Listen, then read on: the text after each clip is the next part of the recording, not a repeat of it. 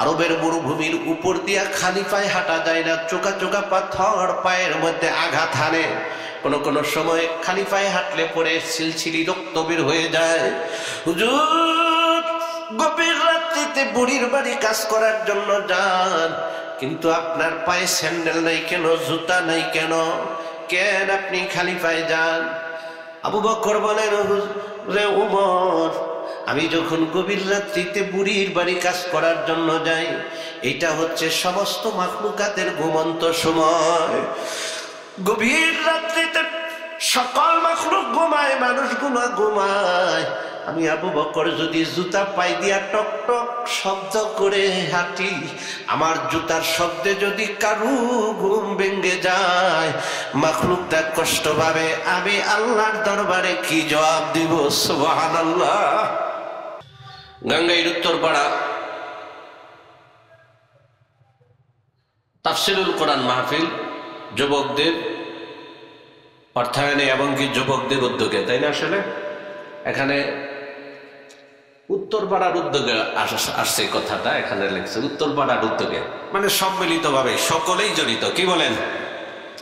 আজকের এই মাহফিলের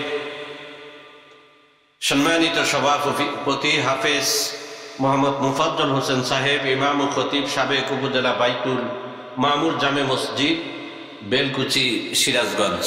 আজকের মাহফিলের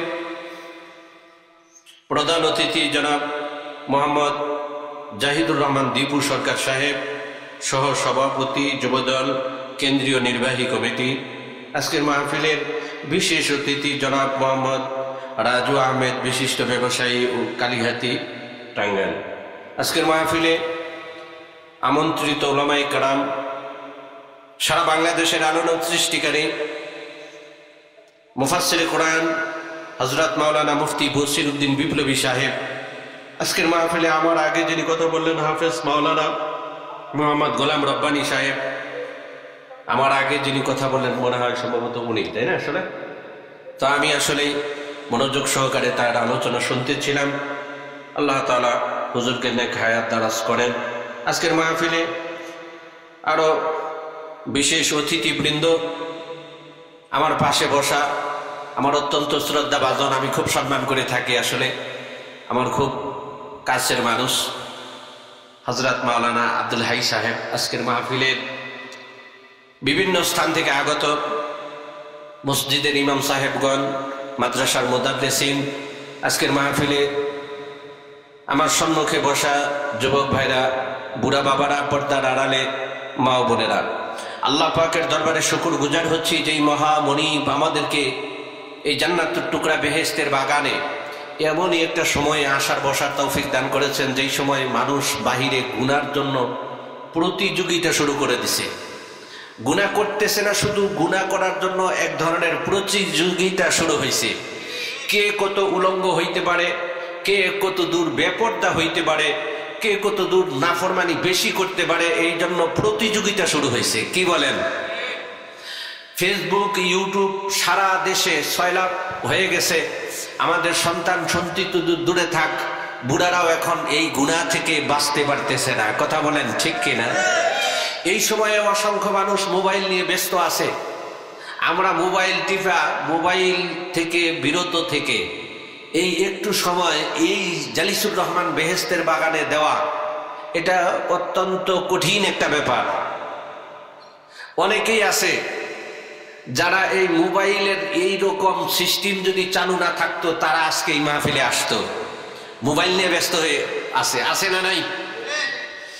যেই সময়ে এই দুনিয়াতে এইরকম গুনার জন্য মানুষ প্রতিযোগিতামূলক এরকম প্রতিযোগিতার সহিত গুনায় লিপ্ত আছে, সেই কঠিন মুহূর্তে আমাদেরকে আল্লাহ তাআলা তার কুদরতি হাত দিয়ে ধরে যেন এই জালিসুর রহমান বেহেশতের বাগানে এনে বসিয়ে দিয়েছেন।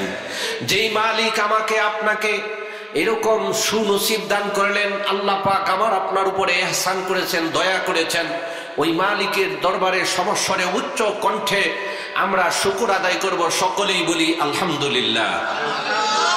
হয় নাই? আরো জোরে বলেন আলহামদুলিল্লাহ। লাইন শাকারতুম লা আযীদান্নাকুম, আল্লাহ রাব্বুল আলামিন কালামে পাকে ঘোষণা করেন, যেই ব্যক্তি শুকর আদায় করে আল্লাহ পাক অতিশয় খুশি হয়ে তার নিয়ামতকে বৃদ্ধি করে দেন। পক্ষান্তরে যেই ব্যক্তি শুকর আদায় না করে আল্লাহ পাক বলেন ওয়ালা ইন কাফারতুম ইন্না আযাবি লাশাদীদ, ওই ব্যক্তির নিয়ামত আল্লাহ রাব্বুল আলামিন বলেন তাকে আমি অসংখ্য নিয়ামত থেকে বঞ্চিত করি। বলি নাউজুবিল্লাহ। কঠিন শাস্তির ধমকি দেন আল্লাহ তাআলা, বলেন তার জন্য কঠিন শাস্তির ব্যবস্থা আছে। নাউজুবিল্লাহ বলেন। যেহেতু আল্লাহ পাকের খাই, আল্লাহ পাকের পড়ি, আমরা কার খাই? আজকে আমাদের একটা সমস্যা হয়েছে, আমার করতে করতে আমরা অহংকারে ফেটে যাই। কথা বলেন ঠিক কিনা? আমার সব কিছুর ক্ষেত্রে আমি আমার করতে করতে অহংকারে আমরা ফেটে যাই। আল্লাহ কা বলেন লা তুশরিক বিল্লাহ ইন্নাশ শিরকা লাযুলমুন আযীম। আল্লাহ রাব্বুল আলামিন সবচাইতে বেশি রাগান্বিত হয় কোন ব্যক্তি যখন আল্লাহর যে ক্ষমতা আছে এই ক্ষমতার সাথে আল্লাহর সাথে কাউকে শরীক করে। এত বেশি রাগান্বিত আল্লাহ আর কারোর উপরেই হন না। আল্লাহর সাথে শরীক করে এমন ব্যক্তি, আল্লাহর ক্ষমতা, যেই ক্ষমতাটা আসলে আল্লাহর মাখলুকের এই ক্ষমতা তিনি মনে করেন, এই ব্যক্তির উপরে আল্লাহর ক্রোধ বেড়ে যায়। ওই ব্যক্তির উপর আল্লাহর নারাজি এসে যায়। হাজারো ইবাদত বন্দিগি করলে আল্লাহ তার দিকে ভ্রুক্ষেপও করেন না। যেমন দিলের ভিতরে এই হাল, এই অবস্থা নিয়ে আমি যখন আল্লাহর ইবাদত করতে যাই, যদিও আমি নামমাত্র উপরের বেশভূষায় দেখাইতেছি আমি কার ইবাদত করি, আল্লাহর ইবাদত করি, কিন্তু দিলের ভিতরে আমার করতে করতে মাখলুকের উপরে আমার ইয়াকিন বসে গেছে। আমার ইয়াকিনটা, আমার ইখলাসটা, আমার ঈমানটা কার উপরে বসে গেছে? কথা বলেন, কার উপর বসে গেছে? মাখলুকের উপর বসে গেছে। ইয়া আইয়ুহাল্লাযীনা আমানুত্তাকুল্লাহ, আল্লাহ পাক রব্বুল আলামিন ডাক দিয়ে বলেন, হে ঈমানদারগণ, আমি আল্লাহকে ভয় করো। যারা আখিরাতে বিশ্বাসী আল্লাহ পাক ঈমানদারদেরকে ডেকে বলেন, ইয়া আইয়ুহাল্লাযীনা আমানু ইত্তাকুল্লাহ। যারা ঈমানদার তাদেরকে ডেকে বলেন, যারা আখিরাতে বিশ্বাসী তাদেরকে আল্লাহ পাক ডেকে বলেন, আমি আল্লাহকে ভয় করো। আল্লাহর এই ভাষায় বোঝা গেল যারা ঈমানদার তারাও আল্লাহকে যেই পরিমাণ ভয় করে ওই পরিমাণ ভয় যথেষ্ট নয়। কথা বলেন ঠিক কিনা? তুমি যেই পরিমাণ ভয় করো ওই পরিমাণ ভয়, তোমার দিলের ভিতরে যেই পরিমাণ ভয় আছে ওই পরিমাণ ভয় যথেষ্ট না। এই জন্য আল্লাহ পাক বলেন, আমি আল্লাহকে ভয় করো।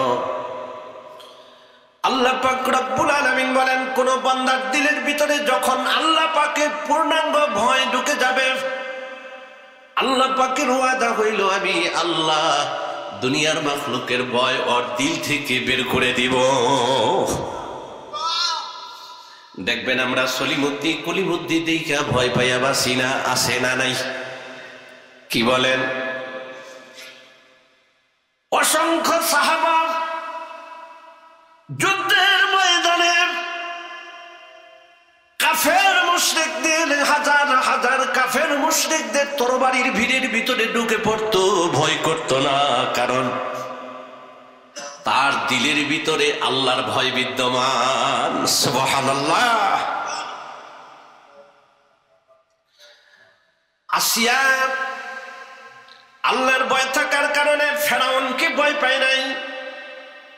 ইব্রাহিম নবীর দিলের ভিতরে আল্লাহর ভয় থাকার কারণে তিনি নমরুদের আগুনকে ভয় পায় নাই। ইব্রাহিম নবী কঠিন পরীক্ষা দিয়েছেন কিন্তু কখনোই একটুও ভয় হয় নাই, বিচলিত হন নাই। সুবহানাল্লাহ বলেন। কঠিন কঠিন পরীক্ষা দিছে কিন্তু মাখলুক দেখে কোনোদিন ভয় পায় নাই। কারণ দিলের ভিতরে কার ভয় ছিল? সবাই কথা বলেন, কার ভয় ছিল? দিলের ভিতরে যখন আল্লাহ পাকের ভয় ঢুকে যায়, আল্লাহর ওয়াদা মাখলুকের ভয় আল্লাহ পাক দূর করে দেয়। বলেন সুবহানাল্লাহ। হযরতে আবু বকর সিদ্দিক রাদিয়াল্লাহু তাআলা আনহু যখন খলিফা, এমত অবস্থায় আমিরুল মুমিনিন হযরতে ওমর রাদিয়াল্লাহু তাআলা আনহু আবু বকরের কাছে গেছে, আবু বকর, আপনার দরবারে গোলামের প্রয়োজন আসেনি? আমি হযরতে ওমর আপনার পক্ষ থেকে, আপনার এই এজলাস থেকে, আপনার এই রাজ সিংহাসন থেকে গোলাম হয়ে কারো বাড়িতে খাদেম হয়ে যাইতে চাই, আমি গোলামি করব। সুবহানাল্লাহ। আবু বকর বললেন, যাও, দেখো ফিরিস্তি টানানো আছে, বিধবাদের লিস্ট আছে, এক এক বাড়িতে এক একজনের খাদেম, দেখো কোন বিধবার লিস্টের মধ্যে কারো বাড়ি ফাঁকা আছে কিনা। হযরতে ওমর ফিরিস্তি তাকায়া দেখলেন,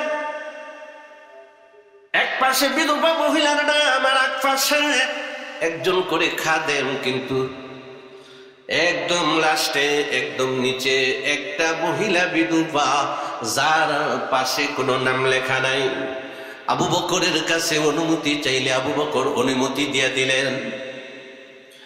হযরতে ওমর ফজরের নামাজের পর বৃদ্ধা মহিলার বাড়িতে যে ডাকতেছে, মাগো গেটটা খোলেন, দরওয়াজাটা খোলেন, আমি সারা দিন আপনার প্রয়োজনীয় কাজ করার জন্য এসেছি। সুবহানাল্লাহ। এই সকল সাহাবী খুঁজে খুঁজে নেক আমল করতেন। নেক আমল আমাদের সামন দিয়া কত কাজা হয়ে যায়, খবর নাই। কথা বলেন ঠিক কিনা? আল্লাহর হুকুম মানার পর যথেষ্ট পরিমাণ নেক আমল করার পর খুঁজতেন কি আমল করা যায়, বাড়তি কি আমল করে আমল নামা ভারী বানানো যায়। উমরের মতো একজন সাহাবী নেক আমল বানানোর জন্য, তিনি নেক আমল করবে এই জন্য কাজ খুঁজতেছে। সুবহানাল্লাহ। আমাদের সামনে কত নেক আমল কাজা হয়ে যায়, আমাদের সামনে কত মানুষ মুসিবতে পড়ে যায়, ফিরাও তাকানোর টাইম নাই, নিজের ব্যস্ততা। কথা বলেন ঠিক কিনা? মসজিদ নববীতে ইতিকাফে ছিলেন হযরতে আব্বাস রাদিয়াল্লাহু তাআলা আনহু। আল্লাহর নবীর একজন সাহাবী কঠিন মুসিবতে পড়ে গেছে, ঋণগ্রস্ত হইয়া সময় পার হয়ে যাইতেছে, পানাদার ব্যক্তির সামনে যাবার সাহস নাই। হযরতে আব্বাস রাদিয়াল্লাহু তাআলা আনহুর কাছে গেলেন, হুজুর আপনি যদি কিছু সময় নিয়ে দিতেন, পানাদারকে যদি আপনি একটু বলে দিতেন, হয়তোবা আপনার কথা ওই লোকটা শুনতো। হযরতে আব্বাস রাদিয়াল্লাহু তাআলা আনহু ব্যক্তির এই কঠিন মুসিবত দেখে মসজিদ নববী থেকে যখন বের হচ্ছিলেন, ওই সময় ওই লোকটাও এও জানিয়ে দিল, হুজুর আপনি হয়তো ভুলে গেছেন, মসজিদে আপনি ইতিকাফে বসেছেন, দুনিয়াবি কোনো কাজে যখন আপনি মসজিদ থেকে বের হয়ে যাবেন, আপনার ইতিকাফ ছুটে যাবে। আল্লাহ নবীর রওজা মুবারকের দিকে শাহাদাত আঙ্গুলি তাক করে আব্বাস রাদিয়াল্লাহু তাআলা আনহু বলছিলেন, রে নবীর সাহাবী, জানো না আমি নবীর কাছে শুনেছি কোন মুসলমানের একরাম করার জন্য যদি চেষ্টা করে নিয়ত করে, একরাম নাও করতে পারে, শুধু চেষ্টা করছে, নিয়ত করছে, এতটুকু যদি তার হাল হয়ে যায়, 10 বছর মসজিদে বসে ইতিকাফ করার সওয়াব আল্লাহ তার আমল নামাই দিবে। নেক আমল কোথায়? আমরা কোথায় খুঁজি? মানুষকে যদি একরাম করার কইরা একটু চেষ্টা করলে 10 বছর মসজিদে ইবাদত, এমন ভাবে ইবাদত লাগাতার ইতিকাফ করার সওয়াব আল্লাহ দান করে। মিয়া কোন মুসলমানকে মুসিবতে ফালাইলে বুঝি গুনাহ হবে না? কথা বুঝেন? ওইরকম সত্য গুনাই হবে। কথা বলেন ঠিক কিনা? হযরতে আব্বাস রাদিয়াল্লাহু তাআলা আনহু বলেন, আমি বিশ্ব নবীর কাছে শুনেছি কোন মুসলমানের উপকারার্থে কোন মুসলমান যদি নিয়ত করে চেষ্টা করে উপকার নাও করতে পারে, তারপরেও তার আমল নামায় 10 বছর মসজিদে বসে ইতিকাফ করার সওয়াব দান করে। বলেন সুবহানাল্লাহ। হযরতে উমর আশ্চর্য হয়ে গেলেন, লিস্টে তো কারো নাম দেখলাম না, কিন্তু সকালে এসে আমি কি সিরিয়াল পাইলাম না, ফজরের নামাজের আগে আসবো। হযরতে উমর তাহাজ্জুদ নামাজ পড়ে ফজরের নামাজের আগে বৃদ্ধা মহিলার বাড়িতে এসে সালাম দিছে। ওই দিনও বৃদ্ধা মহিলা বলতেছে, বাবা গো, কে তুমি জানি না, কিন্তু সারাদিনকার কাজ একজন ব্যক্তি এসে করে দিয়ে গেছে, আমার গোলামের প্রয়োজন নাই। বলেন সুবহানাল্লাহ। হযরতে উমর চিন্তা করলেন, কে লোক এত গভীর রাত্রিতে এই বুড়ির বাড়ি কাজ করতে আসে? হযরতে উমর তাহাজ্জুদের আগে আসছে। তাহাজ্জুদের আগে আইসাও বুড়ির মুখ থেকে কি কথা শুনছে, বাবা গো, যেই ব্যক্তি কাজ করে দেয়া যায় দৈনন্দিন, আজকেও তিনি এসে কাজ করে চলে গেছে। বলেন সুবহানাল্লাহ। হযরতে উমর চিন্তা করলেন, না, বুড়ির বাড়ির কাজ আমার দ্বারা সম্ভব না, কিন্তু বুড়ির বাড়িতে কে কাজ করে, আমি উমর তাকে ধরব। আমি উমর এশার নামাজের পরে আর বাড়ি যাব না। বলেন সুবহানাল্লাহ। হযরতে উমর বুড়ির বাড়ির পাশে এক ঝুপড়িতে বসে পলায়ন করে রয়েছে, এশার নামাজের পর আর বাড়ি যায় না। হযরতে উমর লক্ষ্য করে দেখলেন, রাত্রি গভীর, মদিনার সব মানুষ ঘুমন্ত। এমত অবস্থায় আরবের মরুভূমির উপর দিয়া, গুড়ি গুড়ি পাথরের উপর দিয়া এমন ভাবে টুকটুক করে একটা মানুষ যায়, বেশি জোরেও যায় না আবার আসতেও যায় না, টোকা দূর পড়তে পড়তে যাইতেছে। সুবহানাল্লাহ।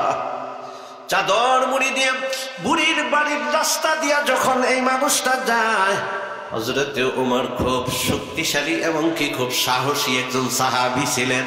হযরতে উমর পিছন দিক থেকে যায় আনজায়া ধরছে। সুবহানাল্লাহ। পিছন দিক থেকে যায় কি করছে? আনজায়া ধরছে।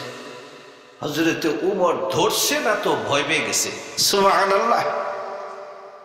কেন ভয় পেয়েছে জানেন? এত গভীর রাত্রিতে আপনি কোন রাস্তা দিয়ে গিরিপথ দিয়ে যাওয়ার সময় একটা পাতাও যদি খস করে পড়ে, আপনি চমকে উঠবেন। কথা বলেন ঠিক কিনা? আমরা চমকে উঠবো না? নির্জন অবস্থায় মানুষের দিলের ভিতরে একটু ভয় কাজ করে, কি বলেন? কিন্তু শুধু পাতা পড়ে নাই, শব্দ হয় নাই, বাস্তবে একটা মানুষ পিছন দিক থেকে আঞ্জামেরা ধরছে, কিন্তু যাকে ধরছে তার কোনো চেঞ্জ নাই, পরিবর্তন নাই, কোনো ভয় নাই। সুবহানাল্লাহ বলেন। ওই যে আমি একটা কথা আগে বলছিলাম, কুরআন শরীফের আয়াতে আল্লাহ তাআলা বলছেন, আমি আল্লাহকে ভয় করো। আল্লাহকে ভয় করলে কি হবে? মাখলুকের ভয় দিল থেকে বিদায় নেবে। সুবহানাল্লাহ বলেন।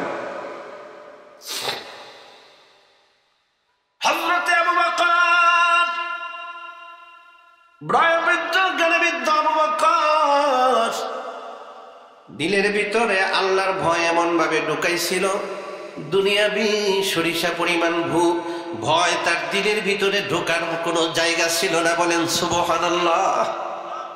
দিলের ভিতরে এমন ভাবে আল্লাহর ভয় ঘেরে বসে গেছে, সেখানে দুনিয়া ঢোকার কোনো চান্স নাই। সুবহানাল্লাহ বলেন। হযরত উমর পিছন দিক থেকে যখন আঞ্জামেরা ধরছে, এখন জিনাকে ধরছে, তিনি ভয় পায় নাই, জাকুনিও দেয় নাই, চিল্লানিও দেয় নাই। সুবহানাল্লাহ বলেন। এই ব্যক্তি ভয় পায় নাই বিদায়, এই ব্যক্তি ভয় পায় নাই বিদায় উল্টা উমরই ভয় পেয়ে গেছে। সুবহানাল্লাহ। উমর নিজে যখন পিছন দিক থেকে আঞ্জামেরে ধরেছে, ভয় পায় নাই, উমর ভয় পেয়ে গেছে। মুখটা যখন ঘুরাইছে দেখে আর কেউ না, আমিরুল মুমিনিন স্ট্যান্ডিং যিনি রাজা আবু বকর সিদ্দিক রাদিয়াল্লাহু তাআলা আনহু বলেন সুবহানাল্লাহ। উমর আরো ভয় পেয়ে গেলেন। ভয় পাবার পিছনে কারণ যাকে আঞ্জা দিয়ে ধরছে তিনি সাধারণ কোনো মানুষ না, তিনি নবীজির শ্বশুর। সুবহানাল্লাহ। সাহাবীদের মধ্যে সবচাইতে মুরব্বী আবু বকর, নবীজির হিজরতের সাথী। বলেন সুবহানাল্লাহ। আবু বকরের সঙ্গে নবীর সঙ্গে এত বড় বন্ধুত্ব দুনিয়ার আর কারো সাথে নবীর এত বন্ধুত্ব ছিল না। বলেন সুবহানাল্লাহ। আবু বকর ঘুরে তাকাইলেন, হযরত ওমর আশ্চর্য হয়ে গেলেন, কি ও হুজুর, আপনি প্রেসিডেন্ট হইয়া, বাদশা হইয়া, রাজা হইয়া গভীর রজনীতে বুড়ির বাড়ি কাজ করার জন্য যান। আপনার হুকুমে তো শত শত গোলাম কাজ করতে রাজি, আপনি হুকুম করলেই তো হইতো, কেন আপনি এত গভীর রাত্রিতে বুড়ির বাড়ি যেয়ে কাজ করেন? আবু বকর বললেন, আখিরাতে বুঝি তোমাদেরই শুধু নেকির প্রয়োজন পড়বে, আমি আবু বকরের বুঝি নেকির দরকার নাই। বলেন হুজুর, বুঝলাম আপনার নেকির প্রয়োজন আছে, কিন্তু আরবের উপর দিয়ে গুড়ি গুড়ি পাথর, মক্কায় যারা হজ করতে গেছে তাদের কাছে শুনতে পাই আরবের মরুভূমির উপর দিয়া খালি পায়ে হাঁটা যায় না, চোকা চোকা পাথর পায়ের মধ্যে আঘাত হানে, কোন সময় খালি পায়ে হাঁটলে পরে সিলসিলি রক্ত বের হয়ে যায়। হুজুর গভীর রাত্রিতে বুড়ির বাড়ি কাজ করার জন্য যান, কিন্তু আপনার পায়ে স্যান্ডেল নাই কেন, জুতা নাই কেন, কেন আপনি খালি পায়ে যান? আবু বকর বলেন, রে ওমর, আমি যখন গভীর রাত্রিতে বুড়ির বাড়ি কাজ করার জন্য যাই, এটা হচ্ছে সমস্ত মাখলুকাতের ঘুমন্ত সময়। গভীর রাত্রিতে সকল মাখলুক ঘুমায়, মানুষগুলো ঘুমায়, আমি আবু বকর যদি জুতা পাই দিয়া টক টক শব্দ করে হাঁটি, আমার জুতার শব্দে যদি কারু ঘুম ভেঙে যায়, মাখলুকটা কষ্ট পাবে, আমি আল্লাহর দরবারে কি জবাব দিব? সুবহানাল্লাহ। এই জন্য কোন মাখলুকের ঘুম যাতে আমার জুতার আওয়াজে না ভাঙে, এই জন্য আমি জুতা পাই দিই নেই। সুবহানাল্লাহ। মানুষের ঘুম ভাঙানোর জন্য এখন মানুষ ডেক সেট বাজায়, আছে না নাই? সন্তানেরা এমন সুসন্তান আমাদের সমাজেও আছে, রাতভর ডেক সেট বাজায়, কার ঘুম হইল না হইল তার দেখার বিষয় না। কথা বলেন ঠিক কিনা? দিন না থাকার কারণে, ইসলাম না থাকার কারণে, আল্লাহর হুকুম আর বিধান এগুলার তোয়াক্কা না করার কারণে এই আমল চলতেছে। কথা বলেন ঠিক কিনা?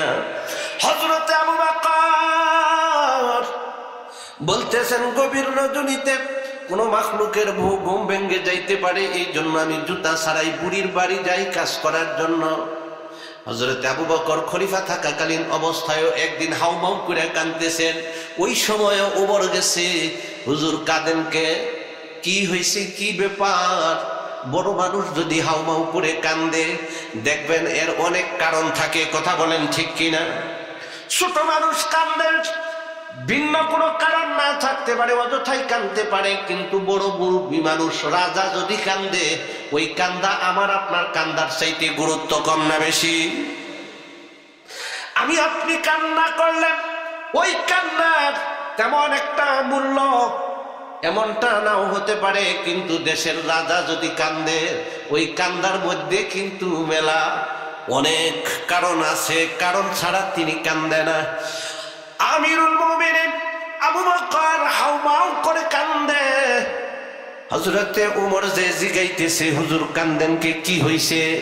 আবু বকর বলেন, ওমর, আমার জীবনে আমি বিশাল বড় একটা ভুল করে ফেলেছি, এই জন্য কান্দি। যে কি ভুল? আমার টেনশন হয়, আমার ভয় হয়, এই জন্য কান্দি। ওমর বলেন, হুজুর আপনি কি টেনশন করেন? আল্লাহ পাক রব্বুল আলামিন জান্নাতের সার্টিফিকেট তো আপনার নামে ঘোষণা দিছে। বলেন সুবহানাল্লাহ। আপনার নেক আমলগুলো আল্লাহর দরবারে কবুল হয়। আল্লাহ পাক যেন আপনার নেক আমল কবুল করেছেন। আল্লাহ পাক এই জন্য নবীরেও জানাই দিছে, আপনাকে আল্লাহ পাক রব্বুল আলামিন ভালোবাসেন, এইটাও আল্লাহ জানাই দিছে। বলেন সুবহানাল্লাহ। অনেক নেক আমল করেন, আসমানে কবুল করাইছে নবীর মারফতে। আল্লাহ পাক জানাই দিছে, আমার আবু বকরের নেক আমল আমি কবুল করেছি। বলেন সুবহানাল্লাহ। কেন কান্দেন? কেন টেনশন করেন? আবু বকর বললেন, ওমর রে, আমি এক সময় কাপড়ের দোকানদার ছিলাম। কিসের দোকানদার? সবাই বলেন কিসের দোকানদার? আপনাদের এলাকায় আছে নাকি? কাপড়ের দোকান করতাম, কিন্তু একটা মহিলা আমার কাছ থেকে কাপড় নিছিল, কাপড় নিয়ে আবার ফেরত দিছিল। কে হুজুর, কাপড় কি আপনি ফেরত নেন নাই? মূল্য কি আপনি ফেরত? আবু বকর বললেন, পুরা দোকান দেখছে, ঘুরে ঘুরে যান, যেই কাপড়টা মহিলার পছন্দ হয়েছে ওই কাপড়টাই তো মহিলা কিনছে, কিন্তু আবার যে আমার কাছে ফেরত নিয়ে আসছে, ভালো লাগে নাই, পছন্দ হয় নাই, বিদেয়ী তো নিয়ে আসছে। কথা বলেন ঠিক কিনা? ভালো লাগে নাই, পছন্দ হয় নাই, এই জন্য আবার ফেরত নিয়ে আসছে। ওই চিন্তা করে আমি আবু বকরের টেনশন বেড়ে গেল। আমি আবু বকর চিন্তা করতেছি, আমি নেক আমল করি, আল্লাহর পছন্দ হয়, আমি নেক আমল করি, আল্লাহ আমাকে পুরস্কৃত করবেন, আমাকে ঘোষণা দেন। আমি নেক আমল করলে আল্লাহ খুশি হয়, নবীর মারফতে আমাকে জানিয়ে দেন। এই যে ভালোই ভালোই চলতেছি, কিন্তু আমার হায়াত ফুরাইয়া যাইতেছে, ক্রমশে আমলের নেক আমলের পরিধি কমতেছে। যৌবনকালে আমি যেমন এমন আমল করতে পারতাম, এখন আর তেমন পারি না, আস্তে আস্তে দুর্বল হইতেছি। আমি আবু বকর মৌতের যখন সন্নিকটে ধার প্রান্তে চলে যাব, ওই সময় আল্লাহ যদি বলেন, আবু বকর তোর নেক আমল এতদিন যাও পছন্দ হয়েছিল, এখন আর পছন্দ না, তোর নেক আমলটি ফেরত নে, যেই নেকিগুলা দিছি নেকিরই ফেরত দিয়া দে। এতদিন পর্যন্ত আমি তোকে ভালোবাসতাম, ভালো লাগছে, কিন্তু এখন ভালো লাগে না। বুঝে থাকলে বলেন, মিছিল করে, আন্দোলন করে, স্মারকলিপি দিয়া ভালো লাগানো সম্ভব? কথা বলে না। যদিও পছন্দ করে ফেলে, বলেন তো দেখি, আন্দোলন করে আল্লাহকে ভালো লাগানো সম্ভব? আপনারা মনে হয় পারবেন। কথা বলেন না, কে পারবেন নাকি? হ্যাঁ, যে আমি এই করছি সেই করছি, আমি এত অবদান রাখছি, কেন আমাকে এটা করলেন? এটা করা যাবে না। আপনি মিছিল করবেন আর মিটিং করবেন, হবে না? হবে না? এই জন্য আবু বকর বলতেছেন, ওমর আমি চিন্তা করতেছি, ওই যে মহিলা একসময় পছন্দ হয়েছিল, পরবর্তীতে আবার পছন্দ হয় নাই, ওর উপর আমি গবেষণা করে আমার ব্রেনটাকে চালাইতেছি। হাই রে, আল্লাহ পাকের নেক আমল করার পর আমি শেষ প্রান্তে চলে গেলাম, আমার মালিক আমার আল্লাহ যদি বলেন, আবু বকর আগে ভালো লাগছিল, এখন আর ভালো লাগে না, তখন আমি আবু বকরের কি গতি হবে? এই টেনশনে আমি আবু বকর কান্দি। সুবহানাল্লাহ। আবু বকরের আমলের মধ্যে গুনাহ নাই, কোটি কোটি নেক আমল, তার ভয় বেশি। বলা হয়েছে যে ব্যক্তি নেক আমল দুনিয়াতে বেশি করে, ওই ব্যক্তি গুনাহ দেখে বেশি ভয় পায়। সর্বোচ্চ ভয় পাইতেন আবু বকর। দুনিয়াতেও দেখবেন যারা নেক বান্দা এরা গুনাহ দেখে ভয় পায়। যারা বদকারেরা বলে, লা তাকনাতু মির রাহমাতিল্লাহ, ইন্নাল্লাহা ইয়াগফিরুদ যুনুবা জামিআ, ইন্নাহু হুয়াল গফুরুর রহিম। আল্লাহ কইছে নিরাশ হইও না, সাগরের অথই ফেনার চাইতেও যদি তোমার গুনাহ বেশি হয়ে থাকে আমি আল্লাহর কাছে মাফ চাও, আমি মাফ করে দিব। সুবহানাল্লাহ বলেন। আয়া তো ঠিক আছে, কিন্তু এইটা দইরা নিয়ে বসে থাকে যারা বদ আমল করছে, নেক আমল তেমন করতে পারে নাই, এরা বলেন হুজুর এত বলেন কে, এত নামাজ করেন কে, আল্লাহ তো বলছি আমি মাফ করে দিব। নাউজুবিল্লাহ বলেন। এরকম আছে না নাই? কিন্তু দেখবেন কোন মানুষ গভীর রাত্রিতে উঠে তাহাজ্জুদের নামাজ পড়ে, ইশরাক আওয়াবিন সব কিছু পড়ার উপর তিনি বলেন চোখের পানি ছেড়ে দিয়ে আল্লাহকে বলেন ওগো আল্লাহ আমাকে মাফ করে দাও। চোখের পানি ছেড়ে ছেড়ে আল্লাহকে বলতেছেন ওগো আল্লাহ আমাকে তুমি মাফ করে দাও। আল্লাহ তুমি একক, তুমি লা শরীক। আল্লাহ গো আমি ছাড়া তোমার লাখো কোটি বান্দা আছে, আল্লাহ আমি তোমার কাছে কান্না করতেছি, এমন কোটি কোটি সহস্র কোটি বান্দা আছে তোমার জন্য কান্দে। কথা বলেন ঠিক কিনা? আল্লাহ আমার যদি তুমি বাদ দিয়া দাও, রহমত থেকে বঞ্চিত করে দাও, রহমত দিবার মতো লাখো কোটি কোটি বান্দা তোমার আছে। আল্লাহ গো আমি যদি তোমার দরবার থেকে নিরাশ হয়ে যাই, আমার দ্বিতীয় কোনো ইলাহা নাই, আমার আর কোনো গতি নাই, আমার আর কোনো দরওয়াজা নাই, আমার ছাড়া তোমার বান্দার অভাব নাই, কিন্তু তুমি মালিক ছাড়া আমার আর গতি নাই। কথা বলেন ঠিক কিনা? আমার চাইতে কত যোগ্যতা সম্পন্ন বান্দা তোমার জমিনে বিদ্যমান, আমি নেক আমল করলেই তোমার যাবে কি আর আসবে কি? আর আমি নেক আমল করে তোমার কি তালিয়ার দিতে পারবো? আর যদি তুমি মনে করো তুই বান্দা ছাড়া আমার চলবে, কিন্তু আল্লাহ তুমি আল্লাহ ছাড়া আমার চলবে না। কথা বলেন ঠিক কিনা? এইভাবে নেক বান্দারা কান্দে। বদকার যারা তারা কিন্তু বলে যে গুনাহ করছি এটা মশা মাছির মতো উড়ে যাবে, খসে যাবে, পড়ে যাবে। কথা বলেন ঠিক কিনা? কিন্তু নেক বান্দাদের ঘাড়ে বালুর কণার চাইতেও ছোট কোনো গুনাহ যদি চেপে যায় তখন তারা মনে করে উহুদ পাহাড়ের সমান বা তার চাইতেও বেশি গুনাহ করে ফেলেছি। কথা বলেন ঠিক কিনা? এই জন্য আল্লাহ পাক রব্বুল আলামিন বলেন বান্দা তোমার দিলের ভিতরে যদি আমি আল্লাহ পাকের ভয় ঢুকে যায় তখন তুমি চুরি করতে পারবে না, জিনা করতে পারবে না, তুমি খারাপ কাজ করতে পারবে না। আমি আল্লাহ পাকের ভয় ঢুকে গেলে গভীর রজনীতে নির্জন অবস্থায় গুনাহ করতে লইলেও আমি আল্লাহ পাকের ভয় তোমাকে গুনাহ থেকে ফিরাবে। কথা বলেন ঠিক কিনা? এই জন্য আল্লাহ পাক বলেন ইয়া আইয়ুহাল্লাযীনা আমানুত্তাকুল্লাহ, আমি আল্লাহকে ভয় করো। এক নাম্বার পুরস্কার আমি তোমাকে যা দিব তা হচ্ছে দুনিয়ার মাখলুকের ভয় তোমার দিলের ভিতর থেকে বের করে দিব। সুবহানাল্লাহ বলেন।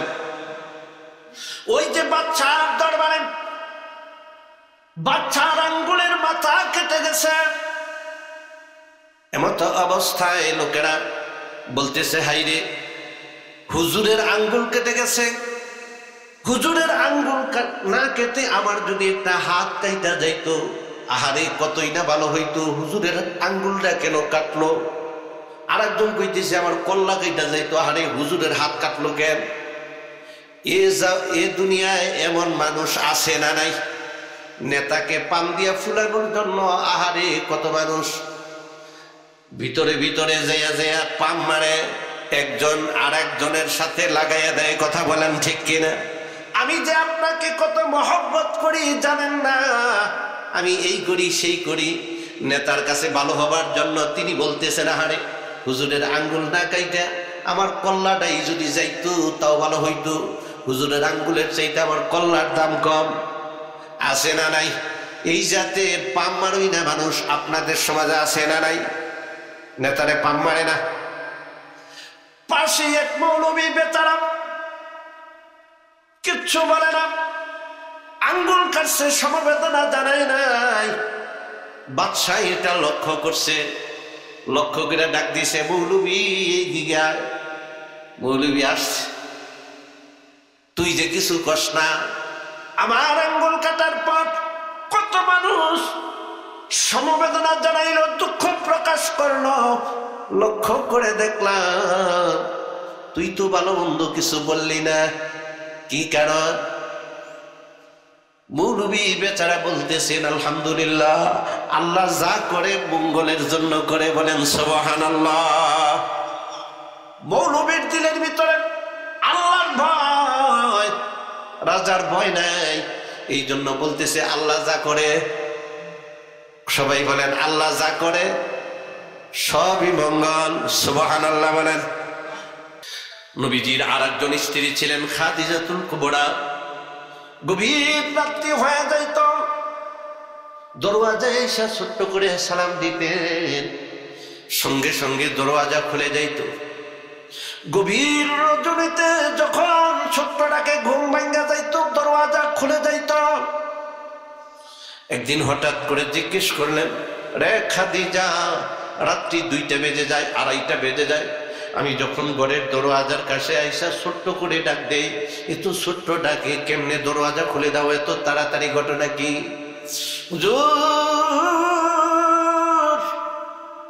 আপনি যখন বাইরে থাকেন, মক্কার আনাচে কানাচে আপনার শত্রু, আমি বাড়িতে বসে বসে, ঘরে বসে বসে টেনশন করি, ঘরে বসে টেনশন করি, না জানি নবীজি কোন জায়গায় মুসিবতে পড়ে যায়। টেনশন করে করে আমি একবার বিছানার দিকে তাকাই, বিছানার দিকে চাই, বিছানার শূন্যতায় আমার বরদাস্ত হয় না। আমার দরওয়াজার কাছে এসে দরওয়াজাটা খুলে উকি মারি, সুবহানাল্লাহ। একবার দরওয়াজা খুলে দেখি বিশ্বনবী আসে কিনা, না, আপনার কোনো অস্তিত্ব নাই, আসার কোনো আলামত দেখি না। আমি আবার বিছানায় যাই, বিছানার শূন্যতা আমার বরদাস্ত হয় না। আমি আবার দরওয়াজার পাশে আসি, আবার বিছানা যাই, একবার বিছানা, একবার দরওয়াজা, বিছানা দরওয়াজা করতে করতে আমি খাদিজা এক সময় দুর্বল হয়ে যাই। আমি যখন একটু দুর্বল হয়ে যাই, রাত্রি যখন গভীর হয়ে যায়, ঘুমের প্রকোপটা যখন বেড়ে যায়, আমি খাদিজা দাঁড়িয়ে দাঁড়িয়ে আমি পেট লাগাইয়া লাগাইয়া ঘুমাই। হুজুর, আপনি যখন দরওয়াজার কাছে এসে ছোট্ট করে ডাক দেন, হুজুর, আপনার ছোট্ট ডাকেই আমার দাঁড়ানো ঘুম ভেঙে যায়, বলেন সুবহানাল্লাহ। বলেন তো দেখি, যেই স্ত্রী আবু বকর, যেই স্ত্রী এত রাত্রি জেগে জেগে স্বামীর জন্য অপেক্ষা করে, রাত ভর দাঁড়িয়ে দাঁড়িয়ে দরওয়াজায় এমন দাঁড়িয়ে দাঁড়িয়ে ঘুমায়, এই স্ত্রীর কি কোনোদিন ওই স্বামীর কাছে দোয়া চাওয়া লাগবে নাকি? যে হুজুর আমার জন্য দোয়া কইরেন, এমনটা বলা লাগবে নাকি? এমনিতেই তো কলিজা থেকে দোয়া আসবে, কথা বলেন ঠিক কিনা?